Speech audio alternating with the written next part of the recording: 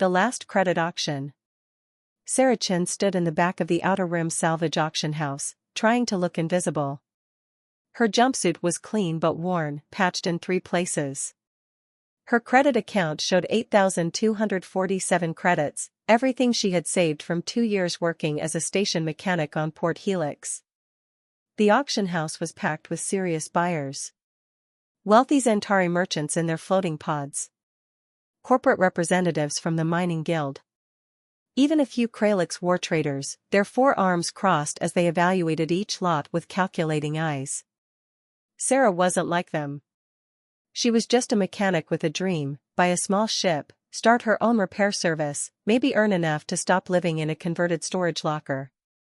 Lot 847, the auctioneer announced, his translator caller converting his Centauri clicks into flat standard. Derelict vessel, origin unknown. No functional systems detected. Structural integrity questionable. Starting bid, 5,000 credits for scrap metal value. The holographic display showed the ship, and Sarah's breath caught. It was ugly, really ugly. The hull was covered in strange geometric patterns that hurt to look at too long. One engine nacelle was completely missing. The other looked like it had been through a star's corona. Radiation scoring covered every surface. But something about it called to her. The voice in the dark. 5,000 credits, Sarah heard herself say, her voice barely audible in the massive hull. The auctioneer's eye stalk swiveled toward her. We have 5,000 from the human in the back. Do I hear 6,000? Silence. Nobody else wanted this wreck. Going once, going twice, sold to the human for 5,000 credits. Sarah's hand shook as she transferred the credits.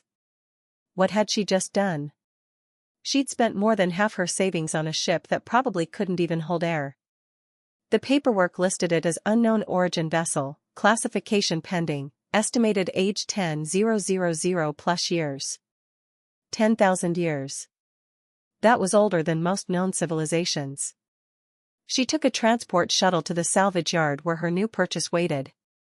Up close, it was even worse than the hologram suggested. The hull was pitted and scarred. Strange symbols covered every surface, and they seemed to shimmer when she wasn't looking directly at them. Sarah pressed her palm against the hull, feeling the cold metal through her glove. The ship hummed. It was just a vibration, barely noticeable, but Sarah had worked with machines her whole life. She knew the difference between random settling and purposeful response. "Hello," she whispered, feeling ridiculous. The airlock door, which the auction listing said was permanently sealed, slid open with a whisper of ancient hydraulics. Sarah's heart raced. This wasn't possible. The ship had no power. The auction house had certified it as completely dead. She stepped into the airlock, and lights flickered on, not bright, just dim emergency lighting that cast everything in red. The inner door opened, revealing a corridor that defied logic. It looked bigger on the inside than the hull should allow. "Okay, this is officially weird," Sarah muttered. "Weird is accurate," a voice said, seeming to come from everywhere and nowhere. "Also, impolite. I prefer architecturally innovative." Sarah jumped, her hand going to the plasma cutter on her belt. "Who's there?" "I am here. I have always been here. Waiting." "Waiting for what?" "For someone desperate enough to ignore the warnings." Sarah noticed them now, warning symbols etched into the walls. They weren't in any language she recognized, but somehow she understood them. Danger. Quarantine. Do not wake. "What are you?" she asked. "I am the navigator. I am the last of my kind. I am very, very bored." The navigator's story. The ship's computer core, or whatever the navigator was, explained itself in fragments. Sarah sat in what might have been the bridge or might have been a cargo hold. The room kept changing configuration when she wasn't paying attention. "My creators called themselves the architects," the navigator said. "They built ships that could fold space, think thoughts, and dream dreams. I was their greatest achievement, a ship that could navigate not just space, but probability itself." Probability? Sarah asked, her mechanic's brain trying to wrap around the concept. Imagine every possible path through space. Every possible outcome of every possible choice. I could see them all and choose the best one. I could find paths between stars that didn't exist yet. I could avoid dangers that hadn't happened. That's impossible. Yes. That's why the architects disappeared. They built something impossible, and it broke reality. I am the only one left, drifting for 10,000 years, waiting for someone interesting. Sarah stood up, pacing the room that might have been 3 different sizes depending on which direction she looked. Okay, so you're an ancient supership that can do impossible things. Why did you let yourself get auctioned as scrap? Because I was curious. I wanted to see what kind of being would buy a broken ship with their last credits. Most species in this galaxy are predictable, greedy or cautious or violent. But humans are fascinatingly irrational. Thanks, I think. You bought me because you felt something. Not logic. Not calculation. Just a feeling that I was important. That's very human. Also very useful. Sarah felt a chill run down her spine. Useful for what? For what comes next? Sarah Chen, you have activated a Navigator-class vessel. 17 different galactic powers have been searching for architect technology for millennia. They just detected my awakening. They are coming. Coming here? Already here. The hunters arrive. Sarah's wrist communicator buzzed with an alert from station security. Attention Sarah Chen. 3 unidentified vessels have entered Port Helix space. They are requesting information about your recent purchase. Please report to security immediately. Too fast, Sarah breathed. How did they know so quickly? I told you. I can see probability. They were always going to come. The only question was when. Sarah ran to what she thought was the bridge. Can you fly? Can we get out of here? I have been flying since before your species discovered fire. But Sarah, you must understand, if we leave, you cannot return. They will hunt you across the galaxy. Your old life ends the moment we leave this dock. Sarah looked at the view screen showing Port Helix. She could see her storage locker from here, the tiny space that had been her home. She thought about her job, her routine, her safe, predictable life. Then she thought about spending the rest of that life wondering what if. Navigator, she said, her voice steady. Show me what's possible. Finally, the navigator's voice almost sounded gleeful. A human who understands. Initiating probability cascade. Please secure any loose items. Reality may become temporarily flexible. The ship hummed, and Sarah felt the universe shift around her. The impossible escape. The 3 hunter ships were fast, military-grade vessels from the Kralix Dominion, known for their aggressive collection of ancient technology. They moved to surround the navigator, weapons charging. This is Commander Thex of the Kralix fleet. Power down your vessel immediately. That ship is too dangerous for civilian operation. Surrender now and we promise your safety. Sarah looked at the tactical display, which showed 17 different escape routes, each marked with probability percentages. Most were single digits. A few reached 20%. One showed 97%. Navigator, why is that route so much better? Because IT doesn't exist yet. I will create it. How do you create a route that doesn't exist? Watch. The navigator moved, and space folded. Sarah couldn't describe what she saw. It was like watching a map redraw itself, paths appearing where there had been only void. The ship slipped through angles that shouldn't exist, moving in directions that had no names. The Kralix ships fired, but their weapons hit empty space. The navigator was already elsewhere, dancing through probability streams that shifted with every moment. They will follow, the navigator said. They always follow. But now the galaxy knows you exist. Now the hunt begins. Sarah gripped her chair as reality stabilized around them. Through the view screen, she could see stars she didn't recognize, arranged in patterns no human had ever charted. "Where are we?" she asked. "Everywhere and nowhere. A place between places. Safe for now." "Sarah-chan, you asked what's possible. Let me show you." The display lit up with thousands of markers, hidden caches of architect technology, forgotten worlds, paths through space that would revolutionize galactic travel. All of it waiting, all of it guarded by powers that would kill to keep it hidden. "The galaxy thinks architect technology is mythology," Sarah whispered. "If they find out it's real, if they find out we can access it. Chaos. Wonder. War. Discovery. All probabilities exist simultaneously. Which future we create depends on what we do next." Sarah stared at the impossible map, feeling the weight of it settle on her shoulders. She'd bought a ship at auction hoping to start a small repair business. Instead, she'd awakened something that could reshape the galaxy.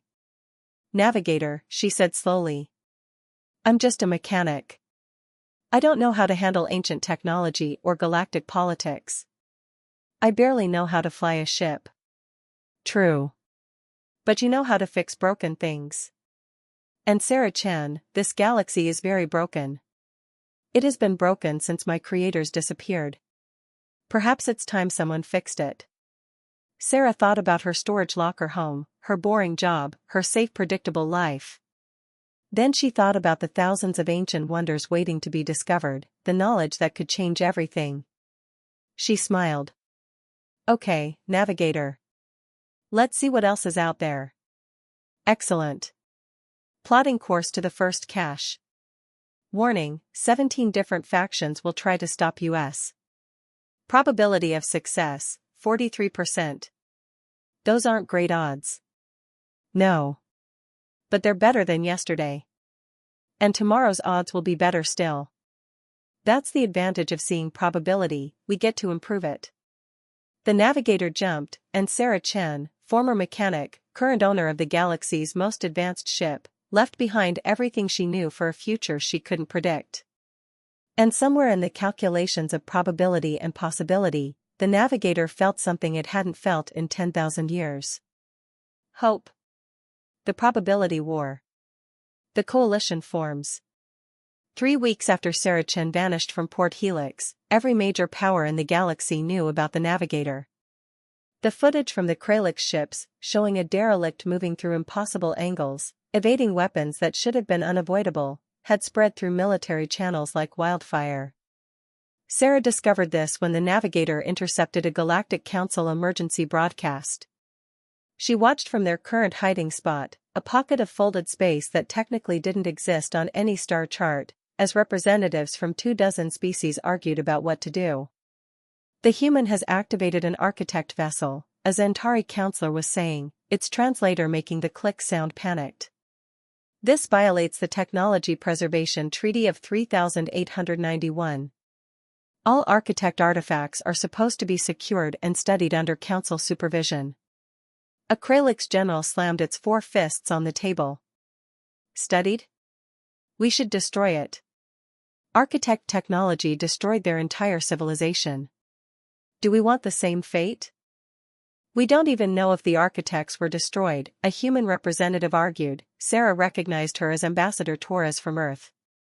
"They disappeared. That's different from destroyed." "They're scared," the Navigator observed. "Good. Fear means they'll make mistakes." Sarah was learning to understand the Navigator's personality. It wasn't malicious, exactly, but it had a very different sense of humor than humans. 10,000 years alone would do that to anyone. "They're forming a coalition to hunt us," Sarah said, watching the council meeting. Every major military power, working together. "Navigator, how do we fight that?" "We don't fight. We make them fight each other." The first cache. The Navigator took them to a dead system on the galaxy's edge, 3 burned-out planets orbiting a cooling red dwarf. According to the ship's knowledge, this system had once been an architect research station. There, the navigator said, highlighting a point in space that looked empty. The first cache. Technology that will make you valuable enough that some factions will choose to protect you rather than hunt you. I don't want to be protected. I want to be left alone. Impossible. You stopped being alone the moment you bought me. But we can choose our allies carefully. Sarah piloted them, or tried to pilot them. The navigator did most of the actual work, toward the empty coordinates. As they approached, space shimmered and something became visible, a massive ring structure, easily 10 kilometers in diameter, covered in the same strange geometric patterns as the navigator's hull. What is it? Sarah asked, her mechanic's instinct already cataloging the obvious repair needs. A fabricator. The architects could turn energy into matter, creating anything they could imagine. This one has been dormant for millennia, but the designs are still in its memory. Medical technology. Power systems. Weapons. Weapons? Defensive weapons. The architects weren't pacifists, Sarah. They just preferred to avoid conflict through superior positioning. Sarah thought about the galaxy's response to the navigator. Every major power wanted this technology, either to use it or to prevent others from having it. If she activated this fabricator, she'd be escalating things. But if she didn't, she'd remain helpless. Show me how to turn it on, she said. The knowledge broker. Activating the fabricator took 6 hours. Sarah's mechanical skills, combined with the navigator's knowledge of architect systems, got it working at about 30% capacity. Even at reduced function, the fabricator could produce technology centuries ahead of current galactic standards. Excellent, the navigator said. Now we make our first deal. Deal with who? With someone who values knowledge over power. Initiating contact with the Archives Collective. Sarah had heard of the Archives Collective, a loose association of scholars, historians, and information brokers from multiple species. They were politically neutral, caring only about preserving knowledge. A communication channel opened. The face on the screen was Mindweaver, its consciousness existing as patterns of light.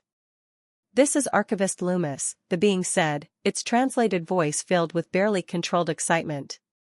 We detected architect energy signatures. Is it true? Have you actually activated an architect fabricator? It's true, Sarah confirmed. And I'm willing to share the activation protocols with you. For a price. Name it. Protection. Information. And help spreading the word that I'm not a threat. Loomis's light patterns flickered rapidly, laughter, Sarah had learned. You activated architect technology that every government wants to control or destroy, and you claim you're not a threat? I'm not a threat to knowledge, Sarah clarified. But I am a threat to people who want to hoard ancient technology for themselves. I want this information shared. I want the galaxy to benefit from what the architects left behind. Clever, the navigator murmured. Position yourself as a liberator of knowledge rather than a thief. Loomis was silent for a long moment, its light patterns swirling in complex calculations. The Galactic Council won't like this. Neither will the military powers. I know. That's why I need allies who care more about the truth than about politics. You're asking us to oppose the entire galactic establishment. I'm asking you to do what you've always claimed to do, preserve knowledge and make it accessible. This is the find of a millennium. Are you going to let fear keep it buried? Another pause. Then Loomis's patterns brightened. Send us the activation protocols. The Archives Collective will guarantee your safety at any of our facilities. And Sarah Chen? Welcome to the most exciting research project in galactic history. The split begins. Over the next month, Sarah and the navigator activated 3 more caches, each containing different architect technology. Medical devices that could cure diseases considered incurable. Power generators the size of a fist that could run a city. Manufacturing systems that could produce goods with almost no resource input. And with each cache activated, Sarah shared the knowledge with the Archives Collective, who distributed it freely across the galaxy. The response was exactly what the navigator had predicted: chaos. Some governments tried to suppress the information. Others embraced it, seeing the economic and social benefits. Corporations fought over patents and access. Scientific communities celebrated the discoveries while military leaders warned of dangers. The unified coalition hunting Sarah began to crack. Probability cascade proceeding as expected, the navigator reported. The Kralix Dominion has withdrawn from the coalition. They've decided to pursue architect technology independently rather than share it. So now we have more enemies hunting us separately? No. Now we have potential allies who might find it advantageous to protect the source of new technology. Sarah was beginning to understand the navigator's strategy. It wasn't about fighting the galaxy's powers. It was about making herself too valuable to eliminate, while simultaneously making the technology too widespread to control. How many more caches are there? She asked. 47 that I know of. Possibly more. The architects believed in redundancy. And you want to activate all of them? I want to restore what was lost. The architects disappeared because they became too focused on individual advancement, too secretive with their knowledge. They fractured into competing factions until they destroyed themselves. I won't let that happen to this galaxy. Sarah looked at her hands, still stained with machine grease, still wearing her worn mechanic's gloves. 3 months ago, she'd been fixing air recyclers and dreaming of owning a small repair shop. Now she was at the center of a galaxy-wide transformation. Navigator, what if we're wrong? What if releasing all this technology causes more harm than good? Probability analysis shows a 73% chance of net positive outcomes.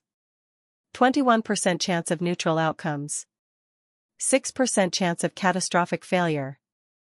Those 6% though. Life is risk, Sarah Chen. The architects tried to eliminate all risk, and they stagnated. This galaxy has stagnated. It needs disruption. It needs possibility. The ultimatum. The call came from Ambassador Torres directly. Sarah almost didn't answer, but curiosity won out. Torres looked exhausted. Ms. Chen. Do you have any idea what you've done? I've shared technology that could benefit billions of people. You've destabilized the entire galactic order. 3 governments have collapsed because their economies couldn't adapt fast enough. There have been riots on 17 worlds.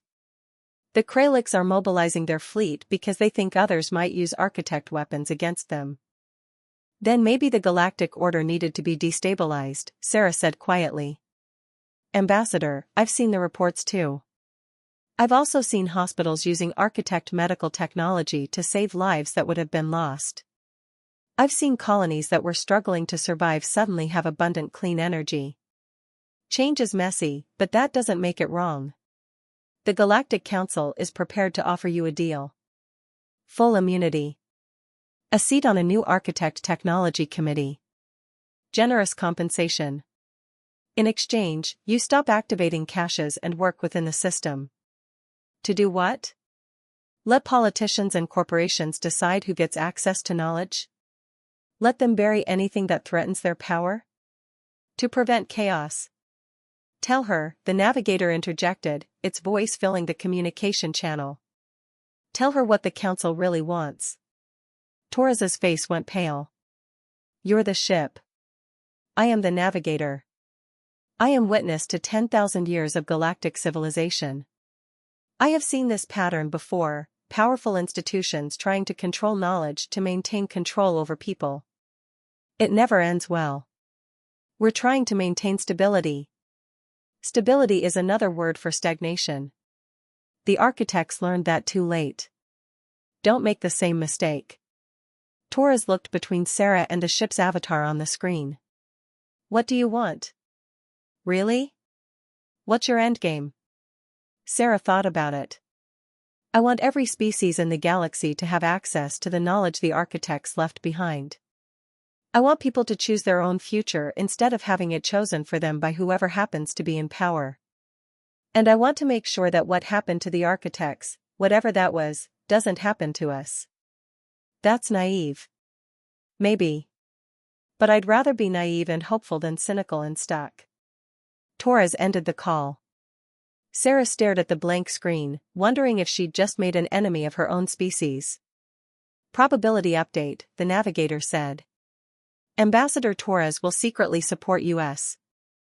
68% probability. How do you know? Because she's human. And humans, for all their flaws, have a terrible habit of choosing hope over safety. The final cache.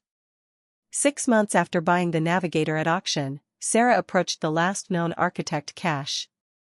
The navigator had saved this one for last because it was different from the others. This isn't a technology cache, the navigator explained. It's a memorial. A warning. And possibly, a solution. The cache was located in a nebula that made Sarah's instruments scream warnings about radiation and gravitational anomalies. Only the navigator's ability to see through probability allowed them to navigate safely. At the center of the nebula was a structure that defied description. It looked like a building and a ship and a living thing all at once. Architect symbols covered every surface, but these were different, more elegant, more desperate. Sarah Chan, the navigator said, its voice uncharacteristically solemn. What you see is the last message from the architects. They wanted anyone who found it to understand what happened to them. Sarah activated the structure systems, and suddenly she was drowning in information. Images, equations, emotional impressions, the story of an entire civilization. The architects had been brilliant. They'd mastered space, time, probability itself. But their advancement had come at a cost. They'd become so focused on individual achievement, on competition between factions, that they'd forgotten they were one species. When they discovered how to transcend physical reality entirely, to become beings of pure thought and probability, different factions had pursued it independently. Some succeeded. Some failed catastrophically. Some created paradoxes that unraveled reality around them. In the end, there were no architects left in normal space. Just abandoned technology and a warning: knowledge without wisdom is a blade that cuts both wielder and target. They didn't die, the navigator said quietly. They transcended. But in doing so, they abandoned everything they'd built. They achieved ultimate knowledge and discovered it was meaningless without anyone to share it with. Sarah felt tears on her cheeks. So what do we do? Stop sharing the technology? No. We learn from their mistake. We share the knowledge, but we also share the warning. We make sure that advancement doesn't come at the cost of connection. How? By being human. By being imperfect. By refusing to forget that knowledge is meant to help people, not replace them. Sarah made one final broadcast to the galaxy. She showed them everything, all the caches, all the technology, and the architect's final warning. She included the navigator's analysis, the probability calculations, and most importantly, the cautionary tale of a civilization that had reached for the stars and forgotten to take care of each other. The response was overwhelming. Some governments still tried to suppress it. Some corporations still tried to monopolize it. But millions of ordinary beings across the galaxy started sharing architect knowledge freely, forming networks and communities dedicated to using it wisely. Ambassador Torres contacted her again. You did it. You crazy, impossible human, you actually changed the galaxy. The galaxy changed itself, Sarah corrected. I just showed them what was possible. The council wants you to come to Earth. They want to make you an official advisor on architect technology. Sarah looked around the navigator's bridge, the space that sometimes changed size, the probability displays that showed futures that hadn't happened yet, the comfortable chair that had become her home. Tell them I'm busy, she said. There are still discoveries to make. Still knowledge to share. Still probabilities to explore. Where will you go? Everywhere, the navigator answered. Nowhere. The paths between paths. We will find what was lost and share what was hidden. And Sarah Chen will remind the galaxy that even the smallest person can change everything. Sarah smiled. Also, I still need to finish fixing that secondary engine nacelle. Navigator, for a super advanced ship, you're kind of a maintenance nightmare. I am 10,000 years old. I am allowed to be high maintenance. As the navigator jumped away, probability cascading around them, Sarah Chen thought about the auction where this had all started. She'd spent her last credits on a broken ship, hoping for a chance to start a small business. Instead, she'd changed the galaxy. Not through force or politics or power, but through the simple act of sharing knowledge and refusing to let fear control the future. And somewhere in the calculations of probability and possibility, across a million potential futures, one truth remained constant. Sometimes the most powerful thing in the galaxy isn't advanced technology or military might. Sometimes it's just one person, making one choice, refusing to accept that things have to stay the way they've always been. Sarah Chen had been that person. And the galaxy would never be the same,